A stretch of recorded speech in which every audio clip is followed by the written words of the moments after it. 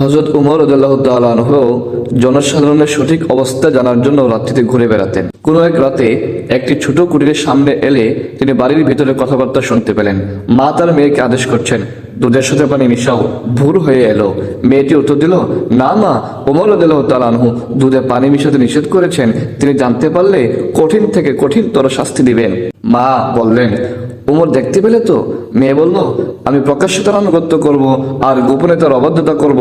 আল্লাহর কসম, এটা আমার পক্ষে মোটেই সম্ভব নয়। অন্য এক বর্ণনায় এসেছে, ওই মেয়েটি বলল, উমর রাদিয়াল্লাহু তাআলা আনহু হয়তো আমাদেরকে দেখছেন না, কিন্তু তার প্রভু তো আমাদেরকে দেখতে পাচ্ছেন। গোপনে এসব কথা শুনে হযরত উমর রাদিয়াল্লাহু তাআলা আনহু ওই বাড়িটি চিহ্নিত করে ফিরে এলেন।